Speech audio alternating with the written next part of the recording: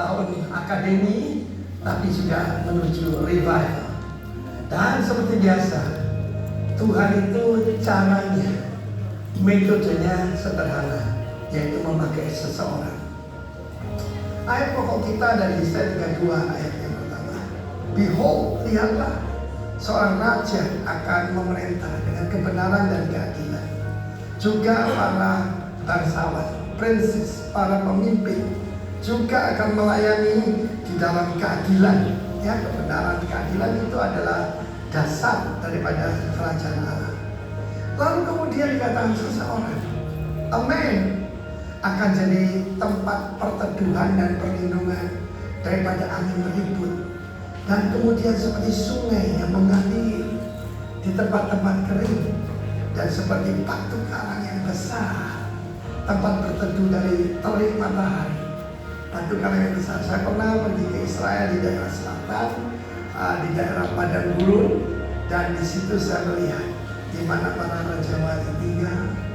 Dan saya lihat, saya mengintip daripada batu karang itu, dan di bawah ada kafilah. Panasnya memang luar biasa, saudara. Ya, saya bayangkan kalau saya berwajah di sini, saya langsung saudara matang. Ya. Adakah orang-orang semacam itu? Ada. Tema kita adalah tentang advancing. Setelah be fruitful and multiply, ya, itu multiply dan fruitful itu adalah advance. Ada lebih jauh lagi, yaitu memenuhi bumi. Kita melihat dalam kisah para rasul, ada orang-orang semacam itu yang tadinya nggak dikenal. Mereka adalah the new emerging leaders. Kita melihat 7 diaken yang dipilih untuk melayani oma-oma, emak-emak, daripada yaitu mereka yang berbahasa Yunani. Kita melihat di dalam Kristus tidak ada tempat berrasialisme. Melalui Stefanus yang dengan boldness, dengan keberanian memberitakan kebenaran, dan itu martir yang pertama, itu memberikan dampak yang hebat. Yang pertama kepada rekan-rekannya. Filipus menembus batas. Kisah Rasul 8 ayat 1. Kalau Kisah Rasul 1 ayat 8 kuasa besar, Kisah Rasul 8 ayat 1 penganiayaan besar. Dia menembus batas kemana? Samaria. He's advancing the kingdom. Bukan cuma Samaria yang mengalami revival saja, yang buruk bisa berlanjut pada revival. Ingat Indonesia 1965, ingat Indonesia 1998. Semua yang buruk bisa jadi baik. Bom Bali, ya, juga bisa banyak orang bertobat. Nah, saudara kemudian menembus batas lebih jauh lagi ketika dia bertemu dengan sida-sida dari Ethiopia. Dan orang inilah yang membuat kenapa banyak orang Ethiopia jadi percaya pada Tuhan Yesus. Dia menembus batas. Sida-sida ini adalah keturunan Ham pertama yang menjadi orang percaya.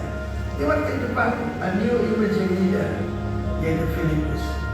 Jadilah seperti Filipus. Mulai dengan apa saja melayani emak-emak, diakonia, baksos, dan Tuhan akan memilih itu. Mereka tidak ditunjuk oleh rasul-rasul. Mereka diminta oleh jemaat. Berarti mereka punya nama apa? Di luar jemaat. Karena itu, kalau saudara ingin menjadi tempat perlindungan dari angin ribut, menjadi orang yang hebat itu, maka saudaraku yang kekasih, engkau pertama-tama harus dipenuhi dengan Roh Kudus, dengan roh hikmat dan kuasa. Tuhan memberkati. Amin.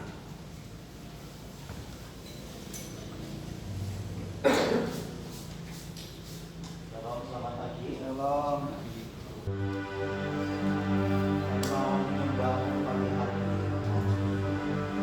Kami percaya bahwa Tuhan hadir di tengah-tengah kami, membawa kami lebih dalam lagi untuk mengenal Engkau dan mengalami Engkau secara pribadi bagi kami.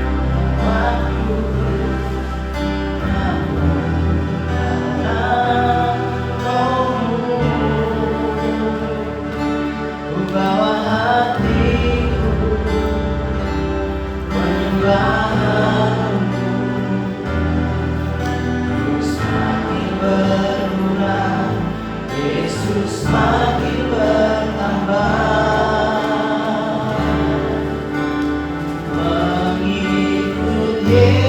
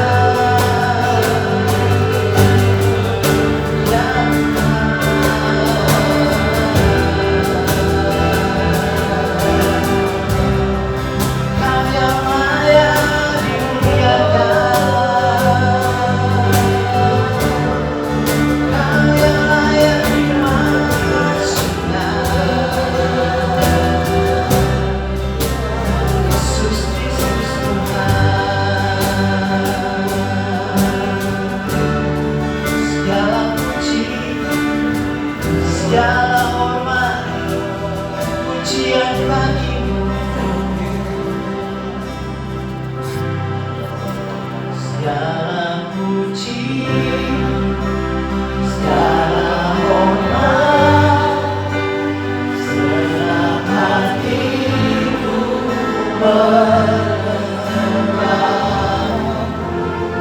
Terimalah saat hidupku sebagai persembahan yang disyukur segala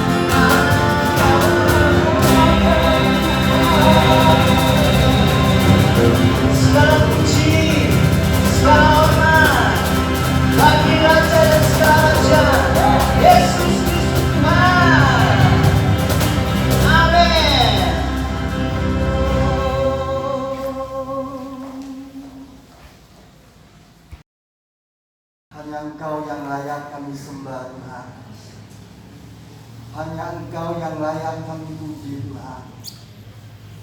Tidak ada Allah yang lain selain hanya Engkau yang kami sembah Bapa. Biar lewat firman-Mu pagi hari ini Tuhan, apa yang Engkau sudah taruh dalam hati hamba dan roh hamba untuk hamba sampaikan pesan-Mu Tuhan. Karena ada hal-hal yang besar yang Engkau akan lakukan dalam setiap kehidupan kami anak-anak-Mu Bapa. Dan Engkau sudah persiapkan kami Bapa.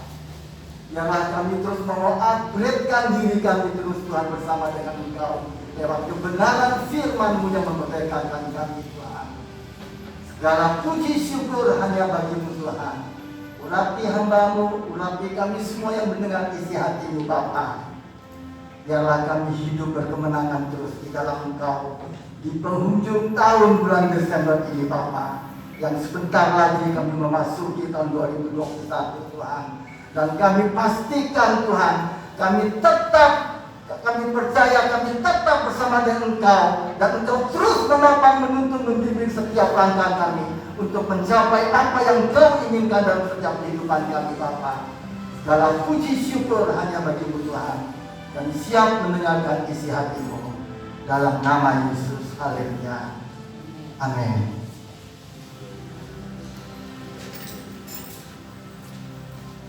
Shalom.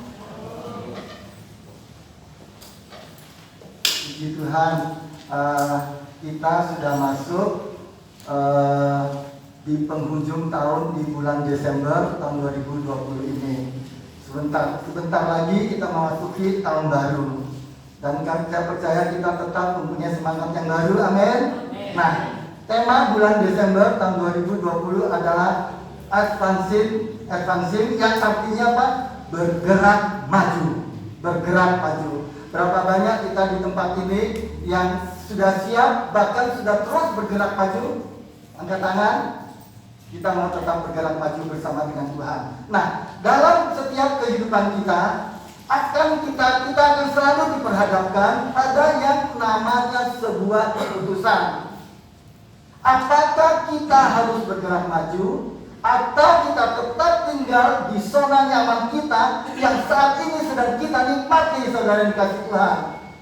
Nah, jika kita memutuskan bergerak maju, ada dua unsur yang harus kita penuhi, yaitu daya tahan kita terhadap suatu perubahan dan kebudayaan yang baru yang kita akan lewati.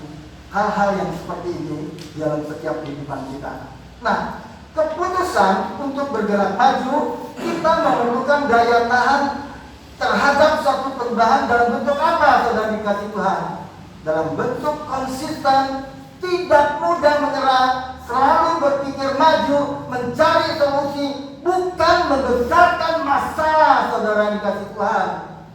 Budaya baru yang perlu kita ciptakan dari keputusan bergerak maju adalah pola pikir yang baru. Sekali lagi, pola pikir yang baru, bukan pola pikir kita yang lama yang masih tetap mengeraskan hati dengan memakai kekuatan kemampuan kita sendiri. Tidak, saudara dikasih Tuhan. Tapi pola pikir yang baru sesuai keputusan dan gaya hidup baru yang beradaptasi. Nah, tema tahunan GBI Rock kita di tahun 2020 adalah mempersiapkan pemimpin baru. Mempersiapkan pemimpin baru. Ketika saya katakan tema GBI Rock di tahun 2020 ini adalah mempersiapkan pemimpin baru. Mungkin saudara di dalam hati saudara berkata, ada yang berkata, aku itu pemimpin baru yang sedang dipersiapkan oleh Tuhan. Dan engkau yang sudah dipersiapkan oleh Tuhan, upgrade terus dirimu. Dan engkau yang mengatakan mungkin dalam hatimu yang berkata, Tuhan, aku belum mempersiapkan diriku. Masih ada hal-hal yang tersembunyi yang dalam hidupku yang masih aku simpan Tuhan. Sehingga aku untuk mau bergerak maju sulit Tuhan. Itu kata diriku sendiri. Cuma satu hal yang Tuhan minta aja, bertobat. Amin.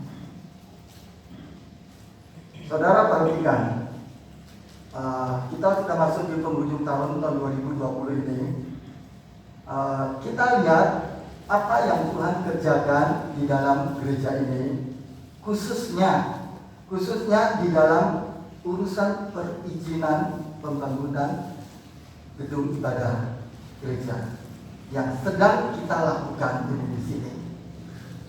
Ada hal-hal yang Tuhan mempermudahkan kita untuk melakukan hal ini. Dan setelah pilkada ini, kita akan meneruskan lagi urusan ini. Kemudian dibukanya daerah misi di berbagai tempat. Contohnya di Pelampang, tempat Pak John masangin di situ. Pos PI sudah keluar izinnya pos PI di situ.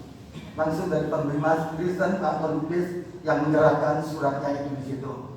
Nah, kita lihat hal-hal ini yang Tuhan lakukan di dalam gereja kita ini artinya apa, saudara kasih Tuhan? Tuhan mempersiapkan saudara dan saya. Dimanapun talenta-talenta yang Tuhan berikan pada saudara dan saya, mari kita mau sama-sama kita mau upgradekan diri kita. Amin. Nah, maka kita sebagai umat Tuhan, kita harus mulai mengambil suatu keputusan untuk apa? Bergerak maju. Sebab semuanya ini berarti Tuhan sedang menghadapkan wajahnya kepada diri roh yang ada di bawah alas empang Pelampang dan diri dan kepada saudara dan saya. Amin. Di situ. Sehingga minggu pertama di bulan Desember ini, saya beri judul khotbah saya yaitu Tali Takun. Sama-sama kita katakan tali takun. Di situ. Apa itu tali takun? Kita sama-sama mau belajar dan saya percaya Roh Kudus akan mengurapi kita semua untuk dapat mengerti dan melakukan tali takun ini.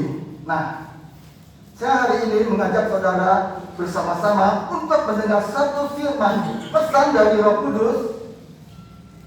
Saya mengalami suatu pengalaman pribadi soal message, soal pesan ini yang saya sampaikan kepada saudara kasih Tuhan, yaitu tetap di Yesaya 60 seperti bulan kemarin yang saya sampaikan. Nah, hari-hari ini mungkin saudara mendengarkan tentang janji-janji Tuhan.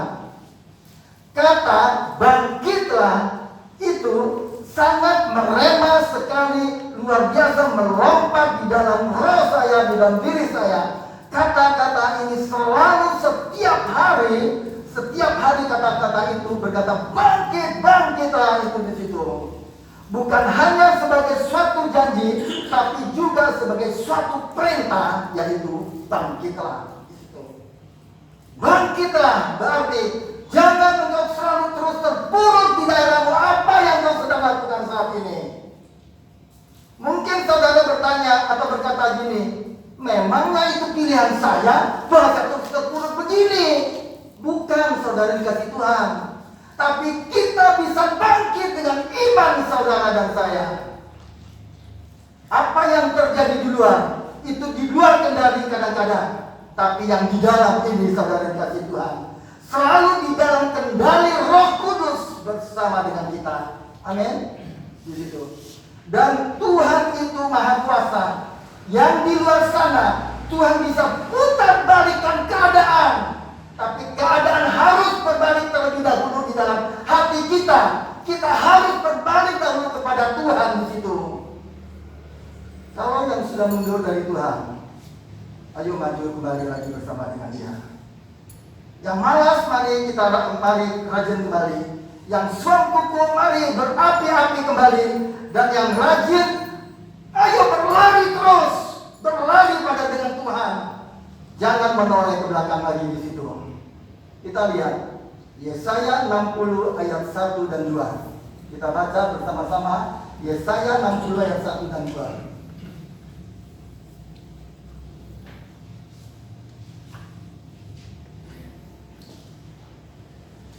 Kita sama-sama membacanya dengan suara yang keras.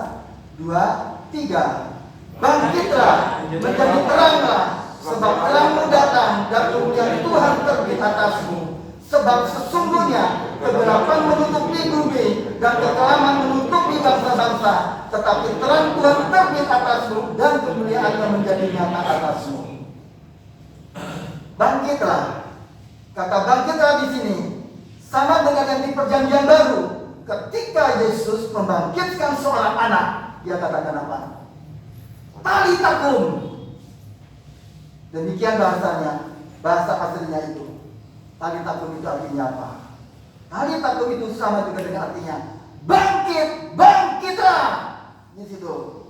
Ayo bangun, jangan terpuruk terus, jangan tertidur, jangan terlalu pulas di dalam kekalahanmu. Bangkit dan lawan, Tuhan menyertai saudara dan saya. Amin. Ada saat-saatnya juga saya terpuruk, ada saat-saat saya memikirkan ini, memikirkan itu. Tapi lewat ayat firman Tuhan ini dia katakan bangkit, bangkitlah. Seperti Yesus membangunkan seseorang, dia katakan talitakum, bangkitlah, bangunlah di situ. Kalau Tuhan Yesus ada di dalam hidupmu, bukan hanya perahumu yang tidak akan tenggelam. Jika memang harus tenggelam, seperti Petrus yang meragu-ragukan ketika dia berjalan di tengah jalan, dia melihat ombak dan merasakan badai, dan ragu dan bimbang, lalu tenggelamlah Petrus itu. Tapi karena Yesus ada di depannya, diangkatnya juga keadaan ke atas permukaan. Ketika engkau merasa terpuruk, engkau merasa jatuh, Yesus ada di hadapanmu, Yesus ada di dalam hatimu, dia akan mengangkat engkau. Ingat, satu hal ini, jangan melihat keadaanmu, dengar suara Roh Kudus. Kalau Yesus ada di dalam hidupmu, sekalipun kita tidak sempurna, kalau Yesus ada di dalam kehidupan kita, kapal kita tidak akan bisa karam. Kalau karam pun itu tidak bisa lama. Kenapa? Talitakum, bangkitlah. Kata talitakum, kata bangkitlah di sini. Saya coba mengajak saudara melompat sedikit, tidak usah membuka. Kalau saudara melihat di ayat kelima dari Yesaya 60 tidak usah dibuka. Di situ dikatakan pada waktu itu engkau akan heran melihat dan berseri-seri.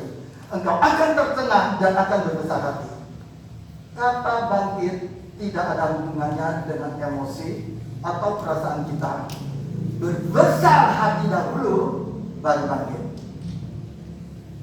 Mungkin saudara katakan, saya tidak merasa kepingin bangkit loh. Bagaimana? Tidak ada rasa saya ingin bangkit. Saudara dikasih Tuhan, bangkit itu bukan perasaan. Bangkit itu adalah pilihan. Bangkit itu adalah suatu keputusan. Keputusan sadar pula. Bangkit adalah sebuah postur imanmu untuk melawan. Saudara, katakan, saya tidak mau pasrah dengan keadaan. Saya tahu Tuhan punya janji dan saya punya masa depan. Bangkit itu bukan hanya janji. Talitakum itu juga perintah. Bangkit itu juga perintah.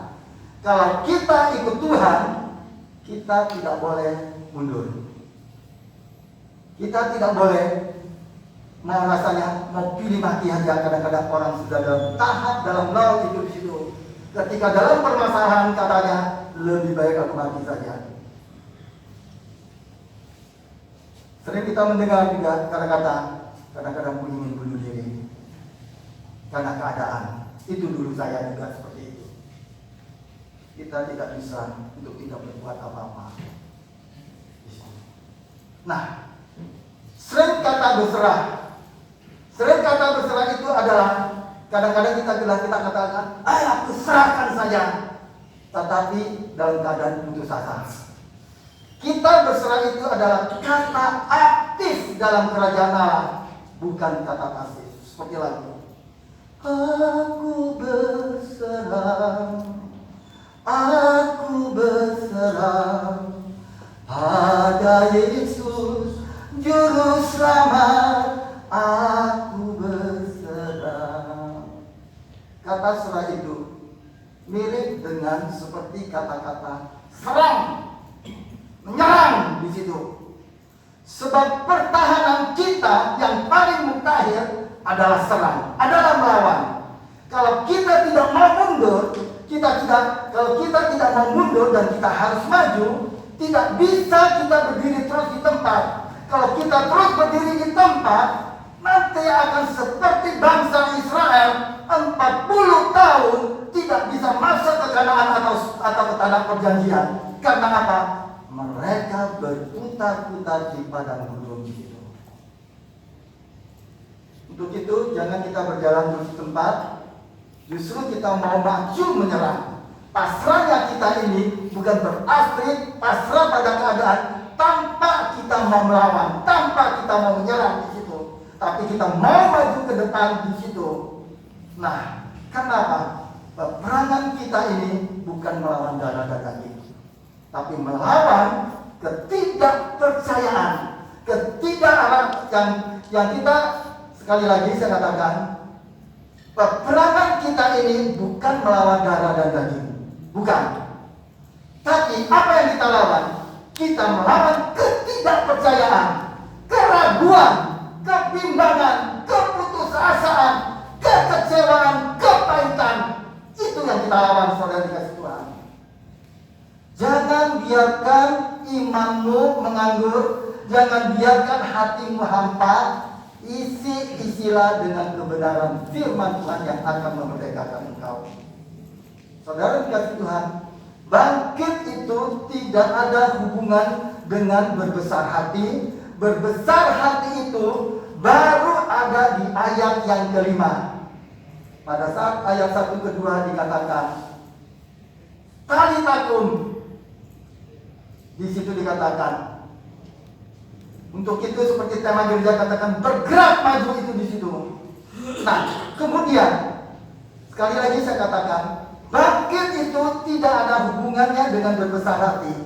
Berbesar hati itu baru ada di ayat yang kelima. Kemudian setelah itu ada penyertaan Tuhan. Kita bangkit dulu, baru kita disertai Tuhan. Amin. Nah, itulah artinya talitakum, bangkitlah. Nah, saudara dikasih Tuhan, kabar baiknya begini.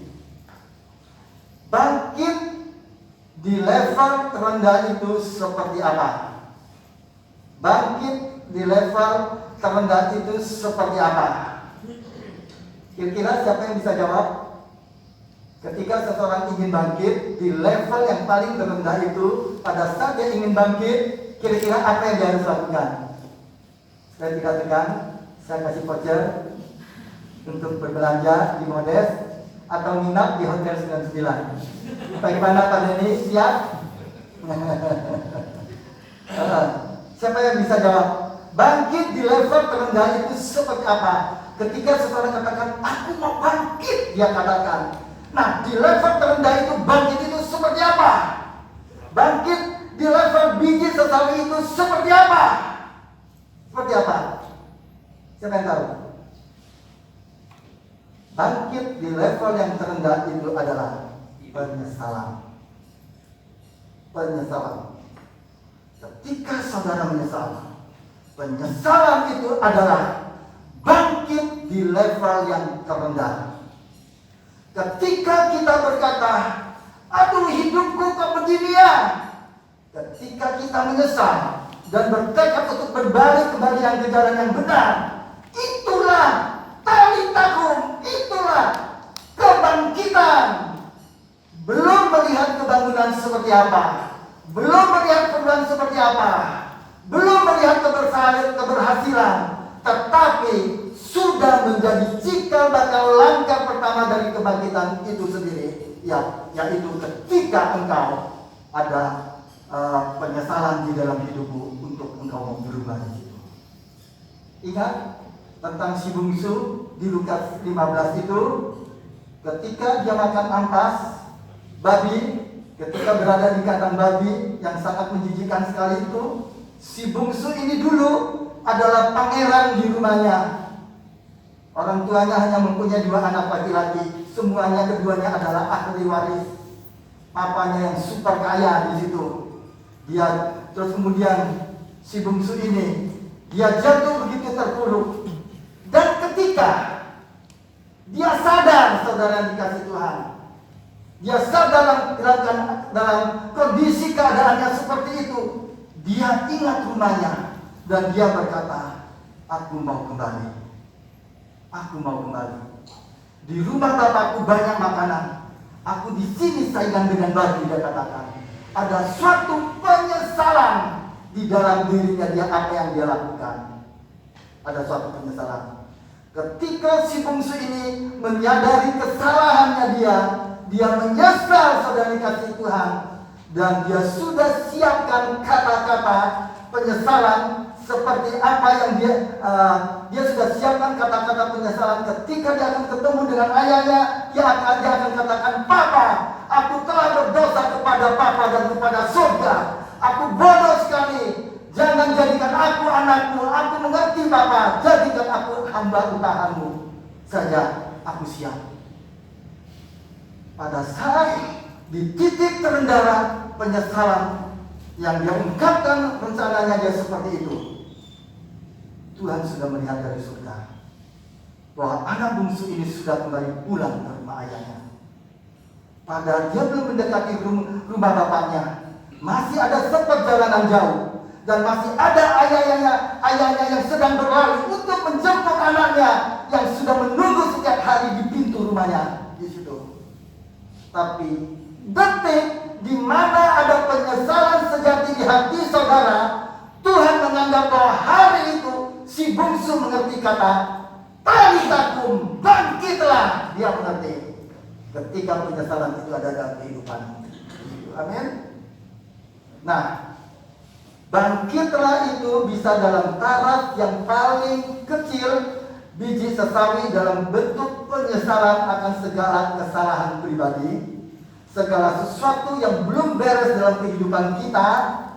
Dan saudara juga menyadari, aku tidak harusnya kalah terus seperti ini, dan aku mau cari Tuhan. Mulai hari ini aku mau sungguh-sungguh berbalik, bangkit dengan sungguh-sungguh, dan aku mau cari kebenaran firman Tuhan. Aku mau mendekat pada Tuhan.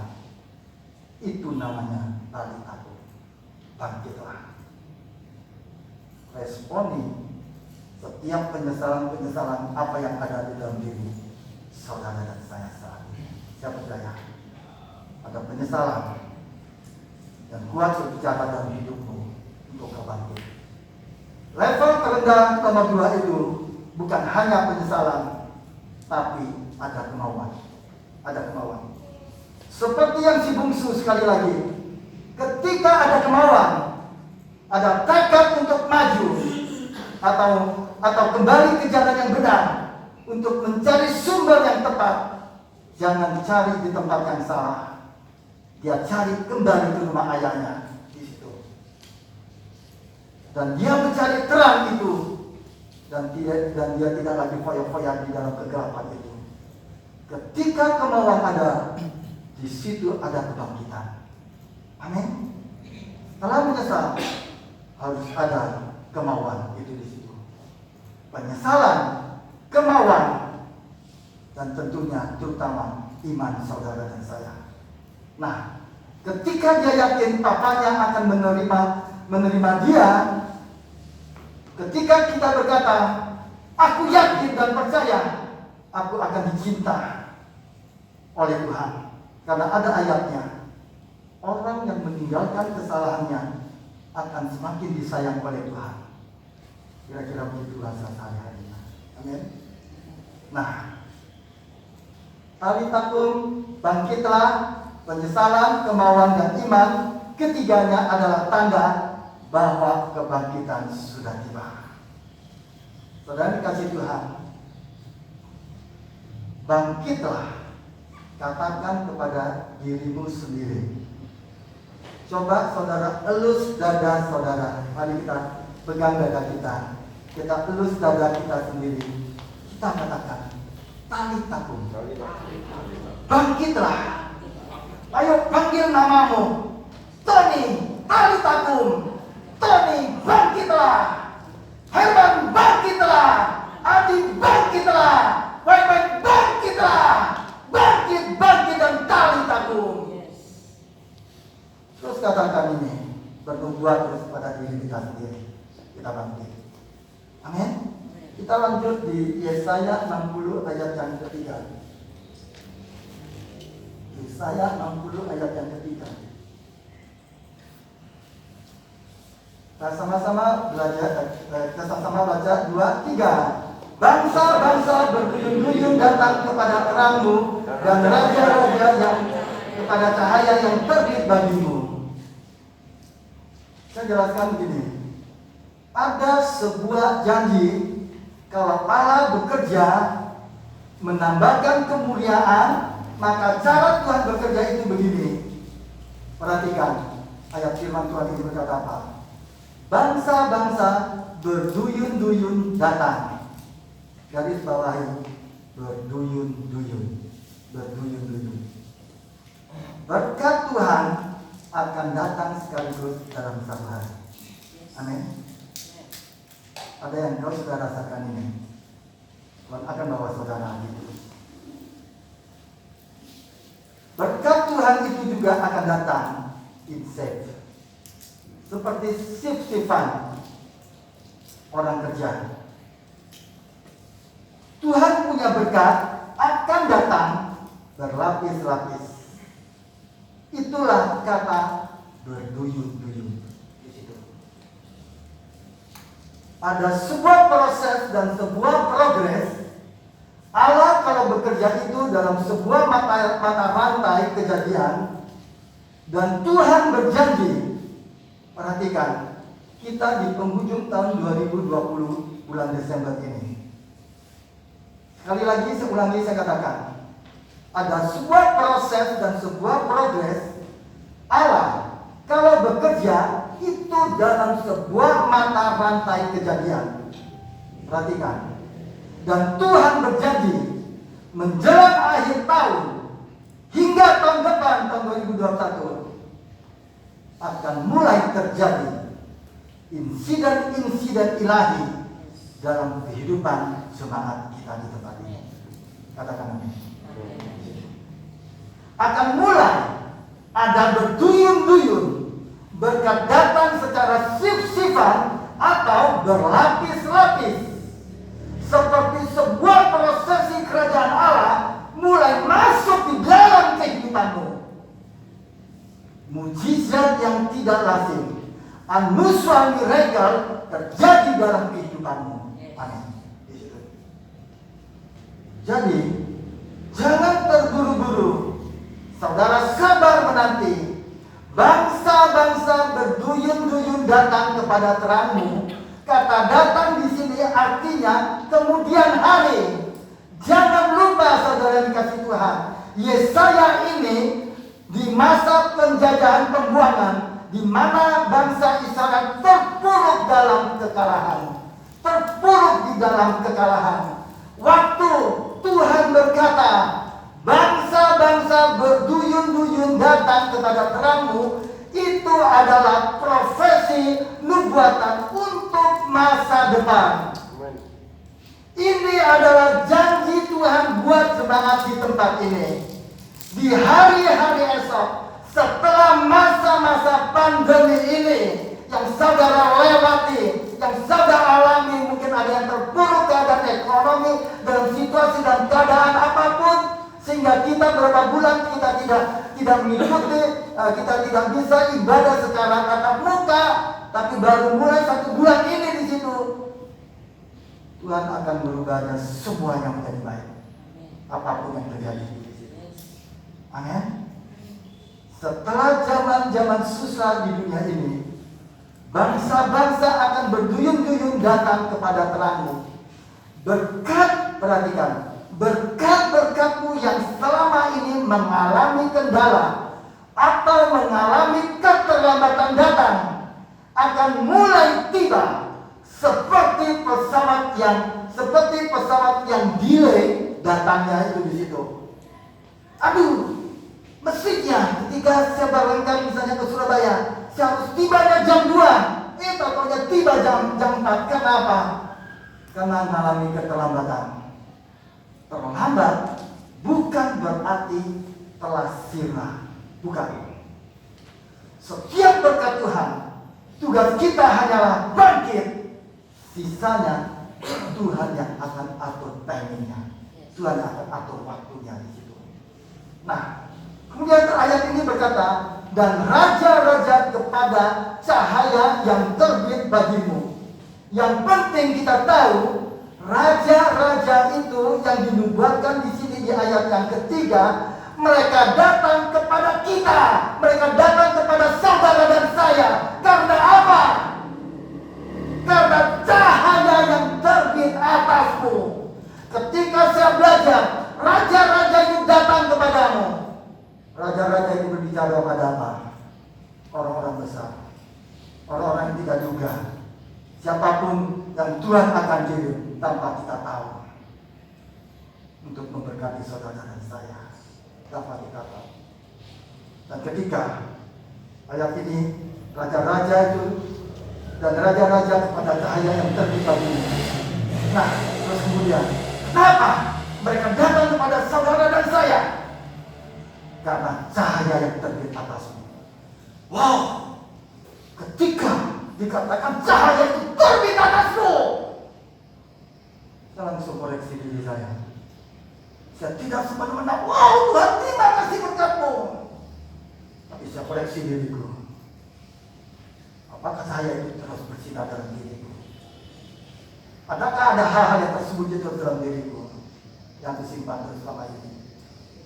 Itu penghalang cahaya terbit dalam hidupmu dan saya. Saya belajar untuk mengoreksi diri. Saya belajar untuk upgrade diri kita. Kita semua di sini adalah untuk saling memperlengkapi. Tidak ada yang hebat, tidak ada yang super. Kita saling memperlengkapi. Itu yang Tuhan mau. Amin. Makanya ini tugas kita. Teruslah kita hidup di dalam janji Tuhan. Hidup di dalam firman Tuhan. Tugas kita hanyalah menjaga kekudusan. Menjaga kekudusan. Perhatikan kekudusan apa yang aku langgar selama ini.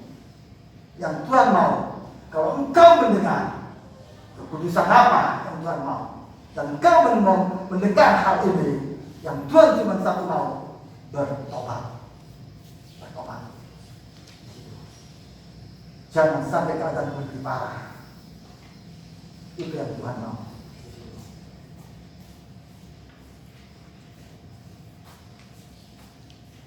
Jaga terus kekudusanmu, karena kita tahu. Ayat yang kelima, kita sama-sama membacanya dengan suara yang keras. 2, 3. Pada waktu itu engkau akan heran melihat dan berseri-seri.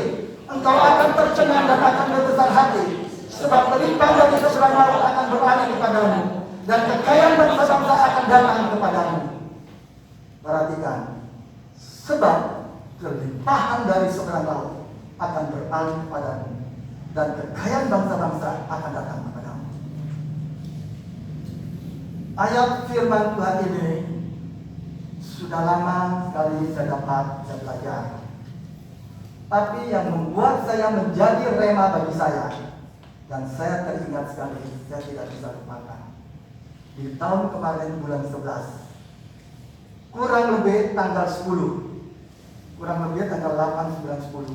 Di situ bulan 11 tahun kemarin, ketika saya bermimpi, saya sudah pernah ceritakan, mungkin saya ulangi. Ketika saya ceritakan dengan seorang hamba Tuhan tentang mimpi saya ini, saya bermimpi, saya di tengah jalan, keramaian, seperti pada malam hari seperti itu, sore menjelang malam hari di situ. Ketika saya jalan di tengah jalan itu dengan banyak orang, tiba-tiba ada satu ikan yang besar sekali mengikuti saya dari belakang. Oh, saya takut sekali dengan ikan yang besar itu mengikuti saya dari belakang. Saya lari, dia terus kejar saya. Nah, terus ketika mau masuk ke dalam belokan di situ, mau belok di situ, saya cepat belok di situ supaya dia tidak lihat saya. Saya takut digigit atau apa di situ. Dan ketika saya belok di situ, Saya kaget apa yang saya lihat. Saya sudah ada di atas ikan itu dan saya terbang. Ketika saya ceritakan waktu itu, saya tidak terlalu mengerti apa arti mimpi ini.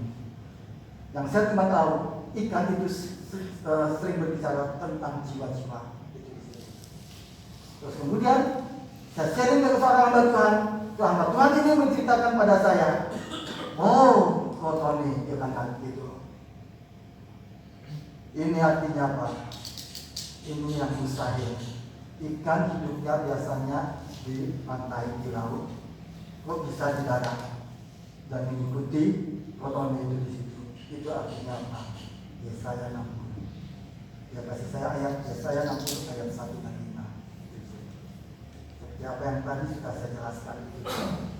Orang-orang akan mengikuti kamu ini apa-apa itu semua. Sejak itu Makrema ayat ini pada saya.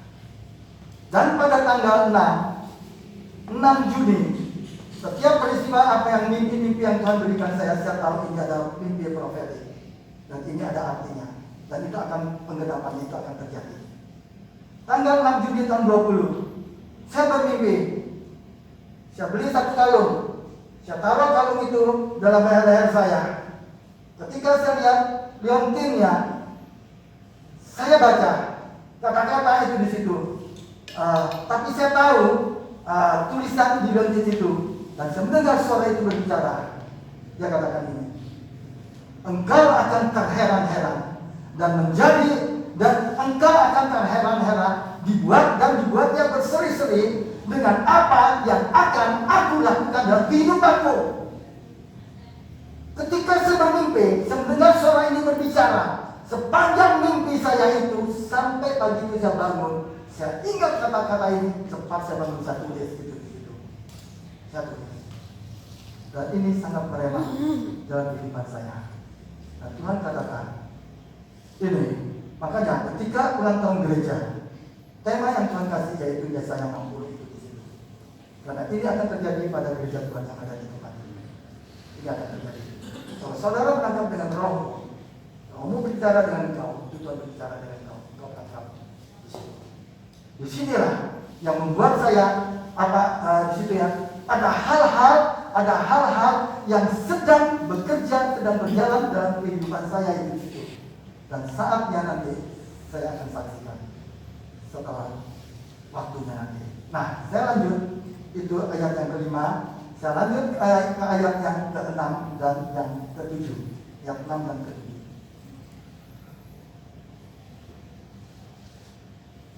Ayat 6 dan 7. Sejumlah besar unta akan menutupi daerahmu, unta-unta muda dari Midian dan Eva. Mereka semua akan datang dari Seba, akan membawa emas dan kemenyan, serta memberitakan perbuatan masyhur Tuhan. Segala kambing domba Kedar akan berhimpun kepadamu, domba-domba jantan Nebayot akan tersedia untuk ibadahmu. Semuanya akan dipersembahkan di atas mezbahku sebagai korban yang berkenan kepadaku, dan aku akan menyemarakan rumah keagunganku. Saudara, singkatnya, kita akan dipenuhi oleh berkat-berkat, baik berkat jasmani maupun berkat rohani dari Tuhan. Wow, luar biasa. Kita menerima dan mau menjadi terang itu, ada begitu banyak janji-janji Tuhan yang akan diberikan kepada saudara dan saya. Kita akan dicukupkan oleh Allah, akan datang dari tempat jauh berkat-berkat itu, akan dikirim oleh Tuhan. Tuhan akan memerintahkan orang lain, perhatikan. Tuhan akan memerintahkan orang lain yang tidak kita kenal pun menjadi pembawa berkat. Ini yang sedang saya alami. Membawa berkat, membawa emas, membawa kemenyan di rumah kita. Bahkan di gereja ini, di rumah Allah sendiri. Amin. Luar biasa. Janji daripada Tuhan itu akan menyertai saudara dan saya. Makanya Tuhan mengatakan di sini, aku akan menyemarakkan rumah keagunganku. Oleh karena itu saudara dikasih Tuhan, kita jangan takut akan kebutuhan hidupnya kita ini. Bahkan mungkin saudara memikirkan tentang kebutuhan rumah ibadah, rumah tangga saudara, gereja kita, bagaimana kita memenuhi kebutuhan program-program gereja kita di tahun ini sampai di tahun depan, ataupun juga dari mana kita untuk mendapatkan uang kebutuhan kita, atau uang pembangun rumah Tuhan, atau uang kebutuhan kita, dari mana kita akan dapatkan semuanya ini. Jangan takut, Tuhan akan kirim emas kemenyan dari Seba. Apa yang kita bacakan tadi firman Tuhan, negeri-negeri yang jauh itu Tuhan sediakan untuk kebutuhan semua orang percaya. Nah, Tuhan akan kirimkan apa? Domba dari Kedar, domba-domba jantan dari Nebayot akan tersedia untuk ibadah, kata Tuhan. Dan hal itulah yang menyebabkan kita tidak perlu sanksi akan masa depan kita. Kenapa? Kita lihat perjalanan Yusuf dan Maria. Pada Lukas 1, tidak usah dibuka, pada Lukas 1 ayat 26 sampai 37, di situ Maria yang masih dalam posisi bertunangan dengan Yusuf pun dia bisa hamil oleh karena Roh Kudus. Dan pada ayat yang ke-37 Tuhan mengatakan apa? Sebab bagi Allah tidak ada yang mustahil. Ketika ayat 6 dan 7 di sini dikatakan apa? Aku akan menyemarakkan rumah keagunganku. Wow. Tuhan akan menyemarakkan rumah keagungannya. Segala harta dari manapun Tuhan akan berikan kepada rumahnya. Kita butuh untuk pembangunan gereja biaya cukup besar. Dan sebentar lagi saya percaya Tuhan akan memberikan kepada kita. Tapi kita harus menyiapkan diri kita. Semua saudara dan saya, kita mempersiapkan diri kita untuk berjalan bersama dengan Dia. Sehingga visi yang Tuhan berikan kepada kita, gereja di Sumbawa ini, digenapi lewat kehidupan saudara dan saya. Amin. Inilah patokan dan garansi untuk mempercayai semua janji-janji Tuhan itu. Meski menurut kalkulasi hitung-hitungan dan prediksi kita sendiri, banyak yang kita tidak bisa jangkau di situ. Mungkin saudara berkata, sekolah anak-anak kita aja kita kadang-kadang kurang, atau keperluan dapur kita, atau apapun kita tidak bisa prediksi setelah semuanya itu, bagaimana kemudian semuanya itu, saudara dikasih Tuhan. Meski semuanya itu sulit, sekalipun sulit mendapatkannya, tetapi banyak yang Tuhan bisa kerjakan dalam diri saudara dan saya yang tidak masuk akal di situ, yang tidak bisa diterima oleh logika kita sendiri. Dan saya percaya banyak mujizat-mujizat yang akan terjadi dalam kehidupan saudara dan saya. Oleh karena itu, jangan pernah berhenti untuk berbuat, berkarya, berusaha, berupaya, bergerak maju di situ. Kita hanya berupaya dan berbuat saja, tetapi Tuhan yang akan menghasilkan lewat pekerjaan tangan saudara dan saya di situ. Dan Tuhan akan memerintahkan berkat, karunia, emas, perak, domba, kambing-kambing untuk memenuhi rumah kita, bahkan rumah Allah, gereja kita, persekutuan kita. Dari mana? Dari Median, dari Eva, dari Seba, dari Kedar, dari Nebayot yang disebutkan tadi di situ. Dari ujung bumi Tuhan akan perintahkan berkat-berkatnya. Oleh karena itu, sekali lagi, jangan saudara merasa pesimis dengan di mana masa-masa sekarang ini, meski banyak ada tantangan dalam hidup kita yang mungkin karena sakit penyakit atau pekerjaan saudara di kantor atau karena hal apapun itu di situ, jangan membuat kita tidak siap. Tapi kita terus mau bergerak maju. Tetapi ingatlah, bangkitlah, paling takut dan menjadi terang. Saya percaya di akhir tahun ini, di bulan Desember ini, kita tetap bersemangat di dalam Tuhan.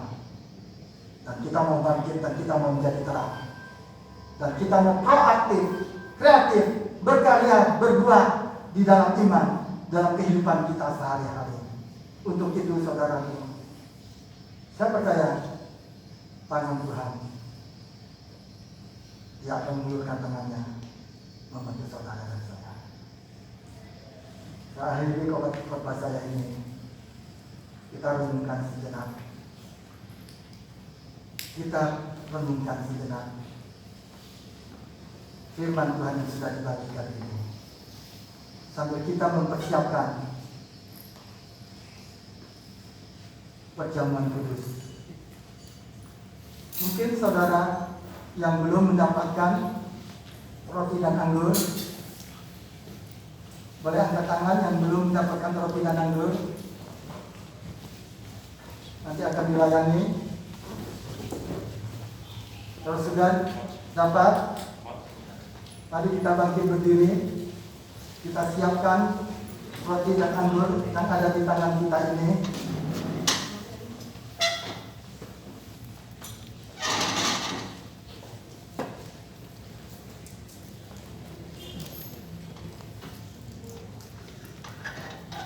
Kita lihat firman Tuhan di roti ini. Apa yang Dia sampaikan firman ini untuk saudara dan saya. Di sini Dia katakan, kasihilah sesama manusia seperti dirimu sendiri.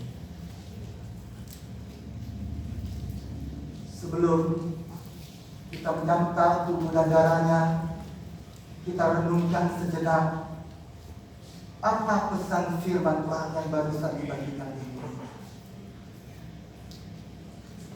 Kalau engkau menangkap dengan rohmu, kau terus berlari bersama dengan Dia. Kalau engkau sudah mendengar firman Tuhan ini,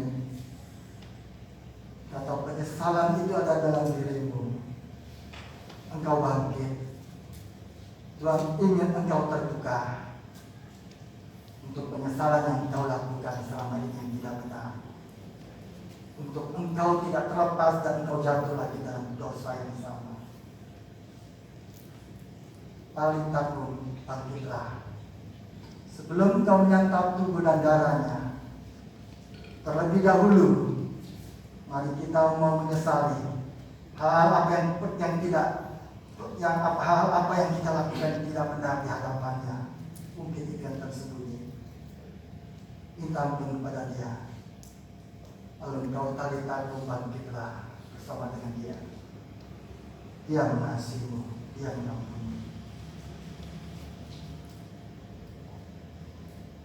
Dalam bahasanya, dalam dalam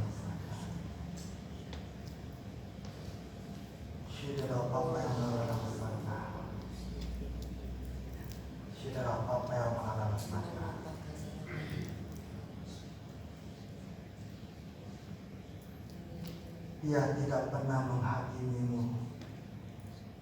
Dia tidak pernah menuntutkanmu. Dia tidak pernah menuduhmu. Yang menuduhmu itu adalah iblis yang ingin menjatuhkan engkau terus. Untuk itu engkau bangkitlah, paling takut. Bangkitlah, berjalan terus bersama dengan Dia. Roti dan anggur ada di tangan saudara dan saya, mengingatkan apa yang Dia sudah lakukan 2000 tahun yang lalu.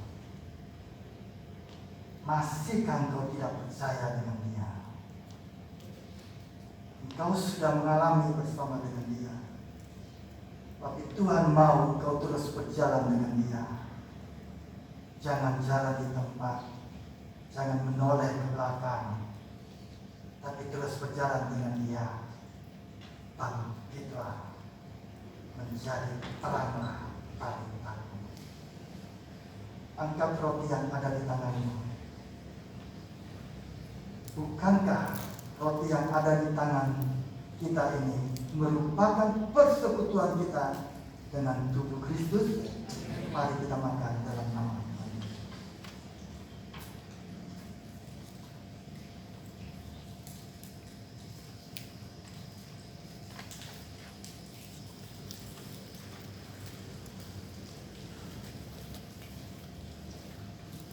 Angkat cawan anggur yang ada di tanganmu. Darahnya bercucuran sampai di atas Kalvari. Itu semua karena pemberontakan saudara dan saya. Dia sudah menanggung, sudah menyelesaikan semuanya itu di kayu salib.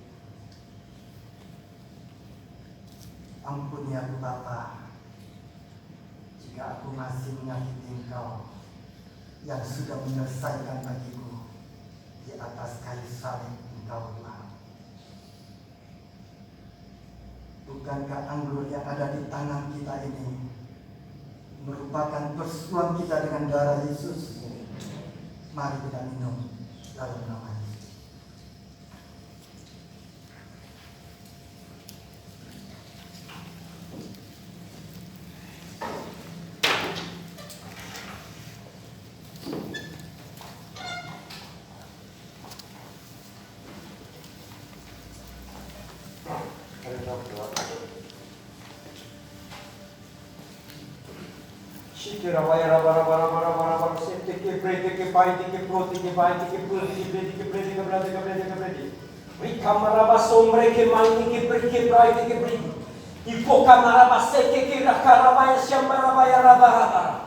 Bapak, terima kasih Tuhan untuk sebuah pewahyuan yang telah Kau lepaskan atas kami Tuhan, melalui Bapak Gembala kami Tuhan. Karena itu kami melepaskan shalom ada atas Bapak Gembala kami dan sekeluarga. Lewat shalom ini Bapak Gembala kami akan terus berjalan sampai destiny yang telah Kau sediakan.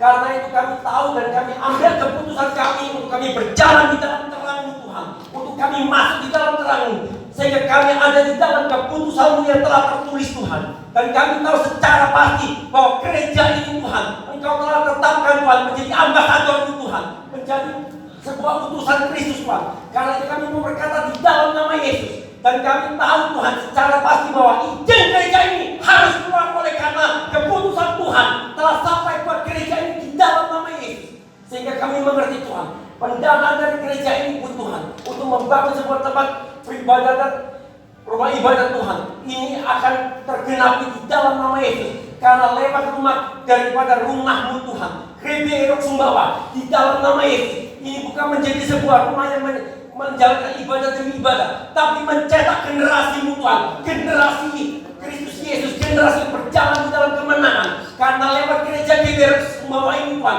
suara Tuhan harus dilepaskan. Maka dengan pemerintahan yang ada, bahkan kota yang ada akan mendengar suara Tuhan yang dilepaskan melalui gereja Erok Sumbawa di dalam nama Yesus. Dan lewat gereja Erok Sumbawa ini akan ada generasi-generasi yang mengalami kemenangan demi kemenangan. Orang-orang yang awalnya mengalami keterpurukan, awalnya mengalami permasalahan dalam ekonomi, maupun sakit penyakit, maupun butuh, maka lewat kebenaran yang dilepaskan dari gereja Erok Sumbawa ini, mereka alami kemenangan, sehingga mereka menjadi saksi dan bukti dari keberadaan kasih karunia Tuhan.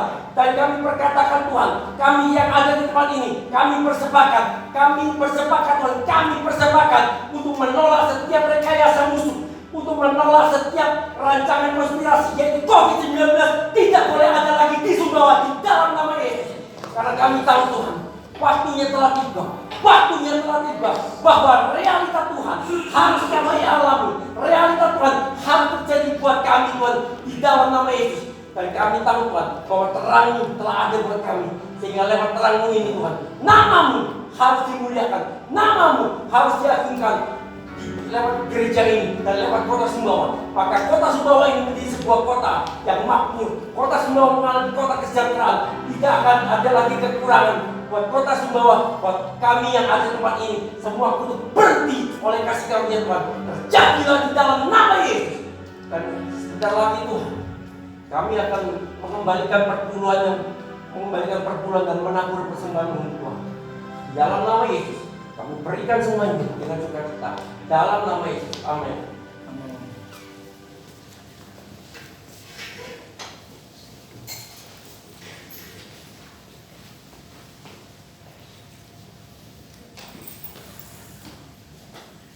Shalom. Sambil menjalankan. Oke, kita pengumuman untuk minggu ini. Minggu depan kita akan tetap beribadah di tempat ini lagi seperti biasa jam 8 pagi. Dan untuk diketahui bahwa kita tahun ini tidak ada perayaan Natal seperti tahun-tahun sebelumnya, tapi kita tetap akan ada ibadah di tanggal 25. Nah, tempatnya nanti akan kita umumkan di minggu kedua atau minggu ketiga. Jadi itu aja mungkin yang bisa disampaikan dalam minggu ini. Tuhan Yesus memberkati.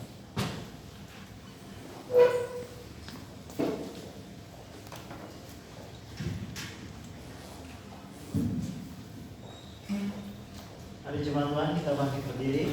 Kita bersyukur buat ibadah.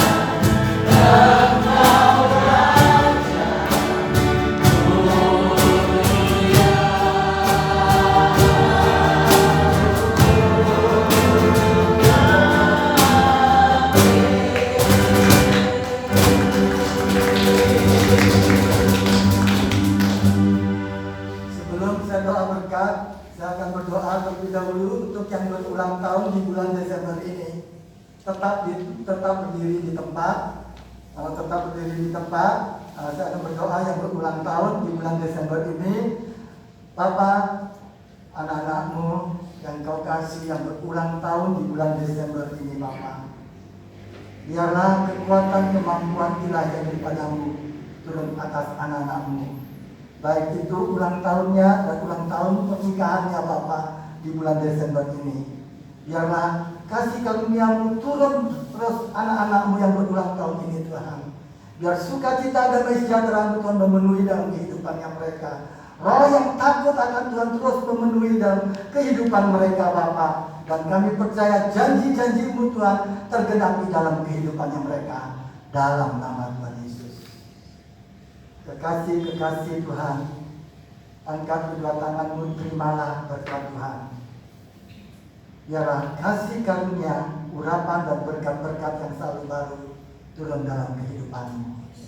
Setiap kekayaan orang fasik, kekayaan orang berdosa, kekayaan bangsa-bangsa dilimpahkan dalam kehidupan-Mu.